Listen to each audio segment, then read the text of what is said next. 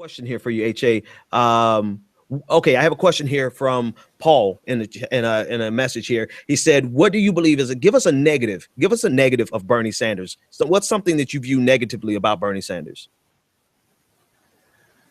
Well, I'll tell you this. I love Bernie, as you know, Mm-hmm. but any president, now let's, because I know that Clinton supporters are going to take this and try to twist it like they usually do, but there's a difference between a neocon and an American president. Mm-hmm. Okay, so is Bernie going to continue the drone program? Probably, right? Is Bernie going to continue U.S. foreign policy to an extent? Yeah, of course. He's going to be an American president. If that's I want to, for H.A. Goodman, I want to end perpetual wars for the United States. I do not want that. You said something huge there, right? And I agree with what you said 100%. It's the function of the American president to carry out either a direct neoconservative campaign abroad or a soft neoconservative, because Barack Obama he's a soft neoconservative as well in terms of its actual activity. If you really believe that Bernie Sanders is going to maintain that policy abroad, why even criticize a Hillary Clinton? I don't think that. I think that he will maintain certain aspects. I'm hoping, and I believe that he'll actually scale back certain things President Obama has done, and he'll be the antithesis of Hillary Clinton in terms of foreign policy. I don't believe he'll send. I know he will not send Americans into quagmires. So that, yes, I love Bernie Sanders for that. I even explained that in my YouTube channel. Mm-hmm. The one thing I would say that I guess the caller said, well, what don't you like? I think that just by virtue of what he's running for, the nature of the United States, of an American president, would I like him to dismantle Guantanamo? Sure. Mm-hmm. Would I like him to end drones? Sure. I don't know if he's going to do either. I do know he's not going to be a neocon war hawk like Clinton.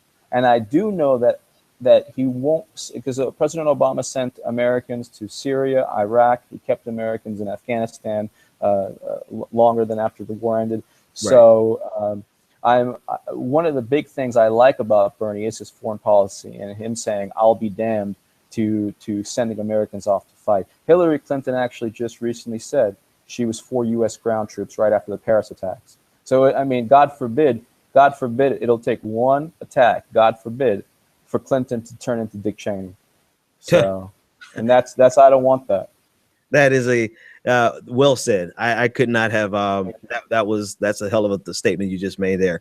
HA, I think we had a pretty good conversation, man. I think next time we talk, we're gonna put down all the pretense about poll numbers and everyone else's expectations, because underneath all that you have a lot of great information, but underneath that you have some other things that you haven't even said yet. I hear it coming out of you. You're talking about the nature and the role of the U.S. presidency. I've read some of your work and you kind of allude to that, but I would like for you to unpack that a lot more next time, because I believe that that's the fundamental problem, is the role of the U.S. presidency in this entire global system, and that no matter who we put in that position, they are going to be constrained, so much so that they are going to start acquiescing to certain behaviors and certain policies that they were vehemently against previously. That's what I firmly believe. Go for it. Real quick, I guess I'll just end it with this. You're 100% right, and sometimes the nature of the job would make anyone act in a similar manner. But I think that 2016, there's a choice in terms of, a choice in terms of paradigm. Yeah. Do you want the Democratic Party to become the Republican Party on war? If you do, you vote Clinton. If you want what one would think would be the Democratic Party, where we don't send soldiers everywhere, where we don't bomb everywhere, you vote for Bernie Sanders. I definitely would say that if we want any chance, this is what made me decide to get out of my complacency and my apathy and my sense of inevitability with Hillary Clinton, is that if we ever want a chance in hell, reverse course, from our neoliberal fetish and our neoconservative voyeurism, then it has to be somebody other than an establishment Democrat and an establishment Republican, because Absolutely. that's what we're going to get with a Hillary Clinton, or we're going to get with a Jeb, well, forget Jeb, with a Marco Rubio or a Ted Cruz. Establishment is going to maintain exactly what we have, and they're probably going to make it a little worse. Anyway, man, listen, HA, you're more than welcome back anytime, man. Thank I you. really appreciate the conversation. Thanks so much for joining us. It's the role of the American presidency, which is why, just on a quick tangent, one of the main reasons I don't buy into the criticism from the far left of President Obama, not because I don't think their criticism is valid. It's that I don't think they understand or concede that it isn't President Obama, it is the presidency. It isn't. You could either make the presidency worse, but we've yet to have a president who can ameliorate the job requirements. We've yet to have a president who has the political capital and the political acumen and the wherewithal and the global support as well as domestic support to do no evil.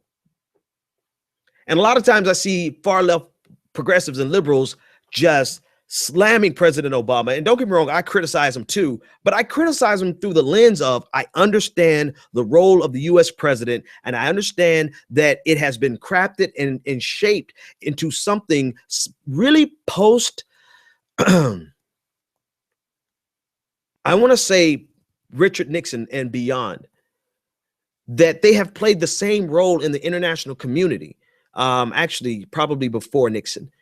The same role in the international community economically, and the same role militarily. Actually, let's go back to Eisenhower. Militarily and economically, they play the same role in the international community. And so if you're going to criticize any of them, you must do it, in my opinion, in the framework of criticizing the entire system. And I saw somebody, there was a couple of trolls in our room last night talking about criticizing President Obama's lack of attention, or how he's failed the Black community and all these kind of things. And I'm like, you guys have a lot of people have such an empty analysis of what is really going on. And I'm so glad HA actually brought out some of those things towards the end. What's really going on is you're taking a person with values and you're putting them at war with their job. President Obama did not have the political acumen or power or fortitude, whatever it was. He was not capable of doing the things that he wanted to do because of how daunting the role of the presidency is. It's like the man versus the machine. The presidency is a machine that is well-oiled and well-designed to further the economic gains of the military-industrial complex through neoconservative policies, and to further the economic gains of capitalistic exploits using neoliberal policies. That is the machine that has been built around the office of the American president. And we are asking individuals to go in by themselves, because it's only an office of one, and change that. And I think it's a very one-dimensional discussion whenever we just say President Obama hasn't done this for this community. President Obama hasn't done this for the Black community. President Obama hasn't done this for the Hispanic community. I think it's intentionally narrow and obtuse. And because of that, it's completely incapable of addressing the real problem or ever affecting real change. If we're really going to change the system, then we have to fully understand the nature of it. It's not the man, it's the man in that machine. And it's the machine that consumes the man. And our only hope really is in that Bernie Sanders would have nothing to lose by tearing down the machine that has been built around the role of the office of the presidency. That's it. That's it. Because as HA said early on, was that in a lot of ways, we already know that Bernie Sanders is going to maintain some of those same things we complained about with President Obama. Now, you could put a Hillary Clinton in there and she would make it worse. You put a Donald Trump in there and he probably would make it worse. You put a Ted Cruz, Marco Rubio, they definitely will make it worse, right? You have people who will make this role of presidency, the role of the president, worse. But I don't know that we've ever come across somebody who is capable of fixing that machine.